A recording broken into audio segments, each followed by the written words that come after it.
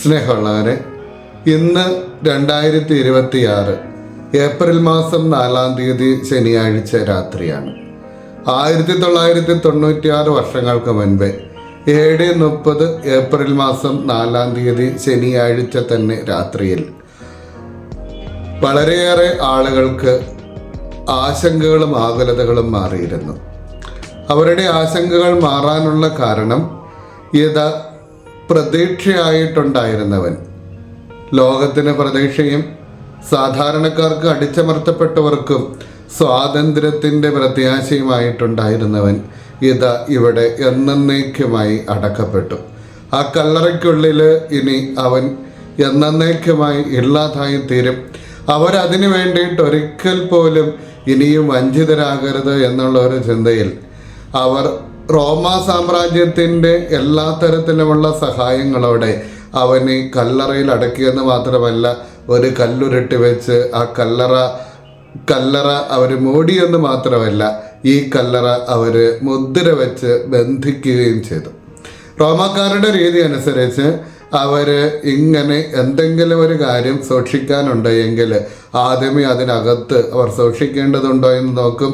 അതിനനുസരിച്ച് യേശുവിൻ്റെ മൃതശരീരം കല്ലറയ്ക്കുള്ളിലുണ്ട് എന്ന് അവർ ഉറപ്പുവരുത്തി അതിനുശേഷം കളിമണ്ണ് കൊണ്ട് ഈ കല്ലറയുടെ വാതിൽക്കൽ അവർ പൂശുകയും അതിൻ്റെ മുകളിലേക്ക് ഒരു നൂല് വെച്ച് ആ നൂലിൻ്റെ മുകളിൽ വീണ്ടും കളിമണ്ണ് ചെളി വെക്കുകയും ആ ചെളിയുടെ മുകളിൽ റോമാ സാമ്രാജ്യത്തിൻ്റെ ഔദ്യോഗികമായിട്ടുള്ള മുദ്ര പതിക്കുകയും ചെയ്യും. അതിനുശേഷം 25-ലധികം പട്ടാളക്കാർ അതിന് കാവൽ നിൽക്കും. ഒരാൾ കാവൽ നിൽക്കേണ്ട ഇടം അവരുടെ 2 കൈകളും നീട്ടേണ്ട അത്രയും ഇടം മാത്രമേ ഉള്ളൂ. അങ്ങനെ 25 പേര് കാവൽ നിൽക്കുന്ന അതിശക്തമായിട്ടുള്ള കാവലേർപ്പെടുത്തിയ ഈ കല്ലറ അവരെ സംബന്ധിച്ചിടത്തോളം സുരക്ഷിതമായിട്ട് അവർക്ക് തോന്നി. റോമാക്കാരുടെ സുരക്ഷിതത്വം, റോമാക്കാർ കൊടുക്കുന്ന സംരക്ഷണം, ഇതിനെ കവച്ച് വെച്ചിട്ട് ആർക്കും ഒന്നും ചെയ്യാൻ പറ്റില്ല എന്ന് അവർ വിചാരിച്ചു. എന്നാൽ ഒരു കൂട്ടം ആളുകളാകട്ടെ അവർ നിരാശയിലായിരുന്നു. യേശുവിൻ്റെ ശിഷ്യന്മാരിൽ പത്രോസും യോഹന്നാൻ ഒഴികെ മറ്റാരും ആ നാട്ടിൽ തന്നെ ഉണ്ടായിരുന്നില്ല. അവരൊക്കെ ഓടി ഒളിച്ചിട്ടുണ്ടാകും. യേശുവിൻ്റെ ശിഷ്യന്മാർ പ്രതീക്ഷ വച്ചിരുന്ന ആളുകളൊക്കെ നിരാശരായി മാറിയ ഒരു രാത്രിയായിരുന്നു അത്. ആ രാത്രി വെള്ളിയാഴ്ച രാത്രി, നിരാശയുടെ രാത്രി. വെള്ളിയാഴ്ച പകല് എല്ലാ പ്രതീക്ഷകളും അവസാനിച്ചു എന്ന് വിചാരിച്ച ഭക്താനി, എൻ്റെ ദൈവമേ എന്തുകൊണ്ട് എന്നെ ഉപേക്ഷിച്ചു എന്നുള്ള വിലാപം മുഴങ്ങിക്കേട്ട ഒരു രാത്രി കൂടെയായിരുന്നു ഒരു പകൽ. ആ പകലിൻ്റെ അവസാനം നിശബ്ദതയുടെ ഒരു ശനിയാഴ്ച പകല്. ഈ പകലിൻ്റെ അവസാനമാണ് ഇന്ന് ഈ രാത്രി പുലകുന്നത്. ഈ രാത്രിയുടെ പ്രത്യേകത പക്ഷേ സത്യത്തെ ഒരിക്കലും അടിച്ചമർത്തി മുദ്ര വെച്ച് മണ്ണിൽ കുഴിച്ചിടാൻ പറ്റില്ല എന്ന് ലോകത്തോട് വിളിച്ചു പറഞ്ഞ രാത്രിയാണത്. ഈ കല്ലറയ്ക്കുള്ളിൽ സംഭവിച്ചത് എന്തായിരുന്നു? കല്ലറയ്ക്കുള്ളിൽ നിശബ്ദതയ്ക്കുള്ളിൽ ഒരു ശബ്ദമുണ്ടാവുകയായിരുന്നു. യേശു അടക്കപ്പെട്ട കല്ലറയിൽ 3 ദിവസം കൊണ്ട് സംഭവിച്ച കാര്യം. അവിടെ ഇരുട്ടാണ് എന്ന് അവർക്ക് ഈ കല്ലറ അടച്ച് മുദ്ര വെത്തിയവർക്ക് തോന്നിയെങ്കിൽ അവിടെ ഇരുട്ടായിരുന്നില്ല. ഇരുട്ടെന്ന് പറഞ്ഞാൽ എന്താണ് എന്നുള്ള നിർവചനം മാറി. ഇരുട്ടെന്ന് പറഞ്ഞാൽ വെളിച്ചമില്ലാത്ത അവസ്ഥയാണ് എന്നാണ് നമ്മളൊക്കെ ചിന്തിക്കുന്നത്. ഇരുട്ടെന്ന് പറഞ്ഞാൽ വെളിച്ചമില്ലാത്ത അവസ്ഥയ്ക്കല്ല, വെളിച്ചത്തിന് വേണ്ടിയിട്ട് കാത്തിരിക്കുന്ന അവസ്ഥയ്ക്കാണ് ഇരുട്ട് എന്ന് പറയുന്നത്.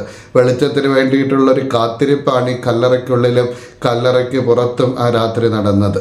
അവിടെ ദൈവത്തിൻ്റെ ഒരു നിശബ്ദതയുണ്ടായിരുന്നു. ശനിയാഴ്ചയുടെ നിശബ്ദത എന്ന് പറഞ്ഞാൽ ശബ്ദമില്ലായ്മയല്ല. സത്യത്തിന് കൂടുതൽ മാറ്റുണ്ടാകാനും ശക്തി ഉണ്ടാകാനും സത്യത്താൽ ശബ്ദം മുഖരിതമാകുന്നതിനും സത്യത്താൽ ശബ്ദത്തിന് തെളിച്ചം കൊടുന്നതിനും വേണ്ടിയിട്ട് ശബ്ദത്തെ കൂടുതൽ ബലവത്താക്കുന്ന, സത്യത്തെ രാഗിമെനിക്കുന്ന കാലമായിരുന്നു അതിനകത്തുണ്ടായിരുന്ന നിശബ്ദത. ദൈവത്തിൻ്റെ നിശബ്ദത അപ്പോൾ തന്നെ മുറവിളിക്ക് ഉത്തരം കിട്ടുന്നതായിരുന്നില്ല. പിന്നെയോ കൂടുതൽ വ്യക്തമായിട്ടുള്ള തരത്തിൽ എല്ലാ കാലത്തേക്കും വേണ്ട എല്ലാ നിലവിളികൾക്കും ഉത്തരം കൊടുക്കണമെങ്കിൽ അപ്പോൾ തന്നെ പാടില്ലായിരുന്നു എന്നുള്ളത് കൊണ്ടാണ് കുരിശിൽ നിന്നും യേശു രക്ഷപ്പെടാതിരുന്നത്. അതിന് ഒരു ഉത്തരവുണ്ട്. യേശുവിൻ്റെ മുറവിളിക്ക്, യേശുവിൻ്റെ കരച്ചിലിന് ഒരു ഉത്തരം. യേശുവിൻ്റെ കരച്ചിലിന് മാത്രമല്ല, ലോകത്തിലുള്ള മുഴുവൻ ആളുകളുടെയും എല്ലാവരുടെയും കരച്ചിലുകൾക്ക് ഉത്തരം കിട്ടിയ രാത്രിയാണ് ഈ രാത്രി. ഈ ശനിയാഴ്ച രാത്രി അതാ അവൻ ഉയർത്തെഴുന്നേറ്റിരിക്കുന്നു. സത്യമായിട്ടും അവൻ ഉയർത്തെഴുന്നേറ്റു എന്നാണ് ലൂക്കായുടെ സുവിശേഷത്തിൽ നമ്മൾ വായിക്കുന്നത്. സത്യമായിട്ടും അവൻ ഉയർത്തെഴുന്നേറ്റു. ഇതുവരെ ലോകത്തിലുള്ള സകല കല്ലറകളും അടയ്ക്കപ്പെട്ടാണ് കിടക്കുന്നതെങ്കിൽ ഇതാ ഇവിടെ ഒരു കല്ലറ തുറക്കപ്പെട്ടിരിക്കുന്നു. എല്ലാവർക്കും വന്ന് കാണാൻ വേണ്ടി, എല്ലാവർക്കും സന്ദർശിക്കാൻ വേണ്ടി ഈ കല്ലറ തുറന്നു കിടക്കുകയാണ്.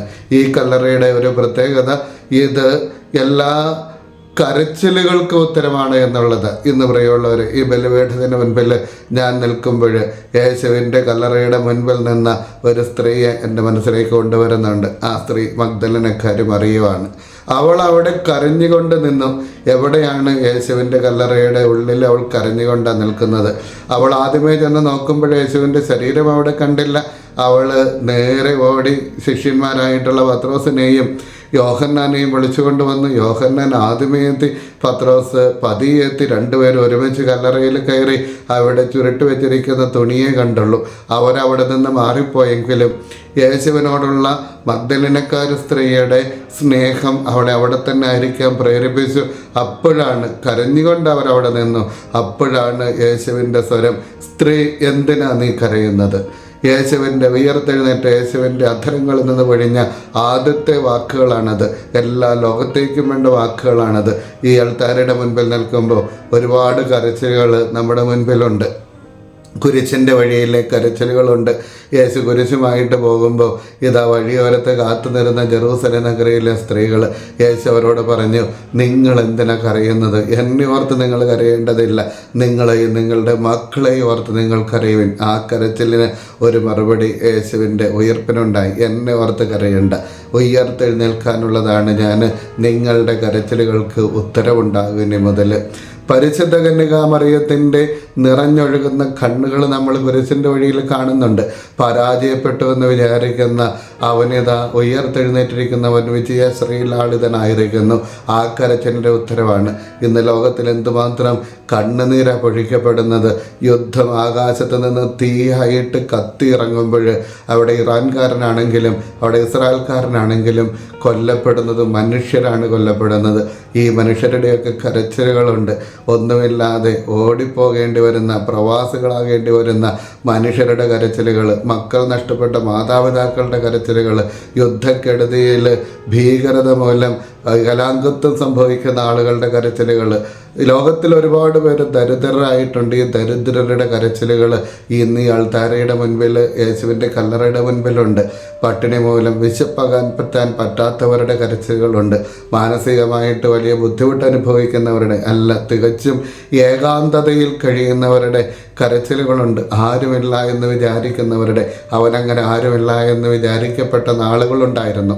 അവരുടെ ശിഷ്യന്മാർ ഓടി ഒളിച്ച നാടുകൾ, രാത്രി ഉണ്ടായിരുന്നു, പകലുണ്ടായിരുന്നു.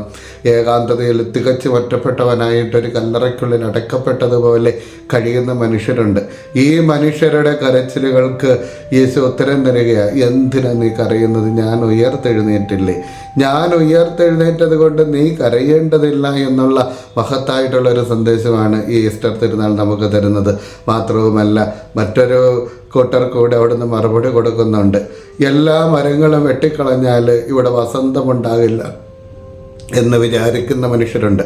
പ്രശസ്ത ചിലി കവിയായിട്ടുള്ള പാബ്ലോ നെരൂദ അദ്ദേഹത്തിൻ്റെ ഒരു കവിതയിൽ പറയുന്നുണ്ട്, നിങ്ങൾക്ക് ഈ തോട്ടത്തിലെ മുഴുവൻ ചെടികളെയും മരങ്ങളെയും വെട്ടിക്കളയാം, പക്ഷേ വസന്തത്തെ തടയാൻ നിങ്ങൾക്കാകില്ല.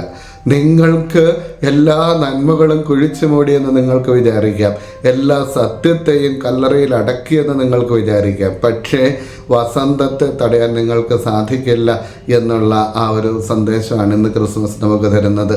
ആരും നമ്മുടെ കൂടുതലായെന്ന് വിചാരിക്കുന്ന, എല്ലാം നശിച്ചു പോയി എന്ന് വിചാരിക്കുന്നവരുടെ മുന്നിലേക്ക് ഉയർത്തെഴുന്നേറ്റ് ടീച്ചർ വന്നിട്ട് പറയുകയാണ്, ഇല്ല, ഒന്നും നശിച്ചിട്ടില്ല. നിങ്ങളുടെ കഷ്ടതകൾ അതിന് ദൈവം ഉത്തരം തരും. നിങ്ങൾക്ക് നന്മയുണ്ടാകുന്ന ഒരു കാലം വരും. ഇപ്പോഴും നമ്മൾ ദുഃഖ വെള്ളിയാഴ്ചയിലാണെങ്കിൽ ഇതാ ഒരു പ്രഭാതം പൊട്ടിവിടരാൻ പോകുന്നു. ഈ പ്രഭാതത്തിൽ നമ്മളുടെ എല്ലാ ചോദ്യങ്ങൾക്കും ഉത്തരവുണ്ട്, നമ്മുടെ എല്ലാ നിരാശകൾക്കും ഉത്തരവുണ്ട്. പ്രപഞ്ചത്തിലേക്ക് നമ്മൾ ഏൽപ്പിക്കുന്ന എല്ലാ ആഘാതങ്ങൾക്കും ദൈവം നമുക്ക് ഉത്തരം തരുമെന്നുള്ളത്. പ്രപഞ്ചത്തിൻ്റെ കണ്ണുനീരിന് ദൈവം ഉത്തരം തരും, മനുഷ്യരുടെ കണ്ണുനീരിന് ദൈവം ഉത്തരം തരും. എല്ലാം നശിച്ചു എന്ന് വിചാരിച്ചാൽ ഒന്നും നശിച്ചിട്ടില്ല. ഒരു രാത്രി കഴിയുമ്പോൾ ആ പ്രഭാതം ഉയർത്തെഴുന്നേൽപ്പിൻ്റെ പ്രഭാതമായിരിക്കും എന്നുള്ളൊരു ചിന്തയാണ്, അങ്ങനത്തെ ഒരു സന്ദേശമാണ് നമുക്കിന്ന് കിട്ടുന്നത്. ഇതാ ഈ സഭ ഇന്ന് പുലരുന്നത് ഈ ഒരു പ്രത്യാശയിൽ മാത്രമാണ്. ലോകം പുലരുന്നത് യേശുവിൻ്റെ ഉയർത്തെഴുന്നേൽപ്പിന് മുൻപേയും യേശുവിൻ്റെ ഉയർത്തെഴുന്നേൽപ്പ് കഴിഞ്ഞിട്ടും ഈ ലോകത്തിൽ വന്ന മാറ്റം അത്. യേശുവിൻ്റെ ഉയർത്തെഴുന്നേൽപ്പിന് മുൻപേ കുഴിച്ചു മൂടപ്പെട്ട സത്യം, കുഴിച്ചു മൂടപ്പെട്ട പ്രത്യാശ അത് കുഴിയിൽ തന്നെയാണ് എന്ന് ചിന്തിച്ചിരുന്നു. യേശുവിൻ്റെ ഉയർത്തെഴുന്നേൽപ്പ് കഴിഞ്ഞപ്പോൾ മരണം ഒന്നിനും അവസാനമല്ല എന്നുള്ള ഒരു ചിന്ത ലോകത്തിനുണ്ടായി, ആ ഒരു വിശ്വാസം ലോകത്തിനുണ്ടായി. അതുകൊണ്ട് തന്നെയും എത്ര ക്രൂരമായിട്ട് പീഡിപ്പിച്ചാലും സത്യത്തെ കൊല്ലാൻ പറ്റില്ല. നിങ്ങൾക്ക് നമ്മളെ കൊല്ലാനാകുമായിരിക്കും, എന്നെ കൊല്ലാനാകുമായിരിക്കും, പക്ഷേ ഞാൻ ഉയർത്തുന്ന സത്യത്തെ നിങ്ങൾക്ക് കൊല്ലാൻ പറ്റില്ല എന്നുള്ള ആ ഒരു മഹനീയമായിട്ടുള്ള തത്വം ലോകത്തിൽ പടർന്നത് യേശുവിൻ്റെ ഉയർത്തെഴുന്നേൽപ്പ് വഴിയായിട്ടാണ്. അതിനാൽ തന്നെ പ്രിയമുള്ളവരെ, നമ്മുടെ ഇല്ലായ്മകൾക്ക്, നമ്മുടെ ഏകാന്തതകൾക്ക്, നമ്മുടെ നിരാശയ്ക്ക്, നമ്മൾ മരിച്ചു എന്ന് പോലും വിചാരിക്കപ്പെടുന്ന സാഹചര്യങ്ങളിലൊക്കെയും ഉയർത്തെഴുന്നേറ്റ യേശു നമ്മുടെ മുന്നിൽ വന്ന് നിന്നോട് പറയുക, നിങ്ങൾക്ക് സമാധാനം. ഇത് ലോകം തരുന്നത് പോലെയല്ല ഞാൻ തരുന്നത്. ആരും നിങ്ങളിൽ നിന്ന് എടുത്തു മാറ്റില്ലാത്ത ഒരു സമാധാനം. ഈ സമാധാനം ഇതാ നിങ്ങൾക്ക് ഞാൻ തരുന്നു. ഉയർത്തെഴുന്നേറ്റ ക്രിസ്തു നമ്മുടെ കൂടെയുള്ള കാലത്തോളം ആരും നമ്മൾ ഭയപ്പെടണം. നമുക്ക് ഭയമില്ലാതെ ജീവിക്കാൻ പറ്റും. പൗലോസ് ചോദിക്കുന്നില്ലേ, ഇനി മരണത്തിൻ്റെ ദംഷ്ട്രം എവിടെയാണ്, മരണത്തിൻ്റെ ശക്തി എവിടെയാണ്? അതിനാൽ തന്നെ മരണഭയമില്ലാതെ ജീവിക്കുക എന്നുള്ളത്, എന്തിനെ പറ്റിയിട്ടും ഭയമില്ലാതെ ജീവിക്കുക എന്നുള്ളതാണ് ഈ ഈസ്റ്റർ നമുക്ക് തരുന്ന സന്ദേശം. അതാണ്, ഭയപ്പെടാതെ ലോകത്തിൽ ജീവിക്കണം, തലയുയർത്തി ജീവിക്കണം. നശിപ്പിക്കുക എന്ന് പറയുന്നത് സത്യത്തെ, പ്രതീക്ഷയെ നശിപ്പിക്കാൻ പറ്റില്ല എന്നുള്ള വലിയൊരു ചിന്തയിലേക്ക് ഇന്ന് നമുക്ക് പുലരാം. നമ്മളെ കഷ്ടപ്പെടുന്നതായിട്ടുള്ള, നിരാശപ്പെടുന്നതായിട്ടുള്ള സകലതിനെയും യേശുവിൻ്റെ കല്ലറയിൽ നമുക്ക് അടക്കം ചെയ്യാം. അവിടെ നിന്ന് നമുക്ക് പുതിയ പ്രതീക്ഷയോടെ, പുതിയ നാമ്പുകളോടെ നമുക്ക് ഉയർത്തെഴുന്നേൽക്കാം. നമുക്ക് കൂടുതൽ പ്രതീക്ഷ ലഭിക്കട്ടെ, കൂടുതൽ വിശ്വാസം ലഭിക്കട്ടെ. നമ്മൾ സ്വർഗത്തിലേക്കുള്ള, ഉയർത്തെഴുന്നേൽപ്പിലേക്കുള്ള ഒരു യാത്രയിലാണ് എന്നുള്ള ഒരു ചിന്ത ഇന്നത്തെ ദിവസത്തെ നമ്മളെ ഭരിക്കട്ടെ. എല്ലാവർക്കും ഉയർപ്പ് തിരുനാളിൻ്റെ മംഗളങ്ങൾ ആശംസിക്കുന്നു. ദൈവം നമ്മളെ അനുഗ്രഹിക്കട്ടെ. ഡിജിറ്റൽ യുഗത്തിലെ സുവിശേഷ പ്രഘോഷണത്തിനും വചന പഠനത്തിനുമായി വചനവയൽ ഒരുക്കുന്ന ആപ്പ് ബിബ്ലിയ. www.biblia.in എന്ന സൈറ്റിലും പ്ലേ സ്റ്റോറിലും ബിബ്ലിയ ആപ്പ് ലഭിക്കുന്നതാണ്.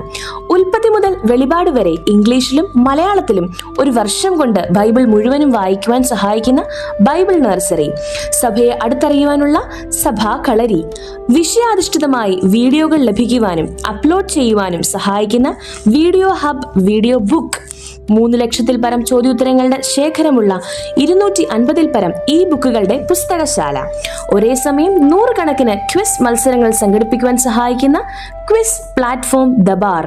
ഈ നവമാധ്യമ അപ്പസ്തോലേറ്റിൽ പങ്കുചേരാൻ ഇന്ന് തന്നെ ഗൂഗിൾ പ്ലേ സ്റ്റോറിൽ നിന്നും ബിബ്ലിയ ആപ്പ് ഡൗൺലോഡ് ചെയ്യുക.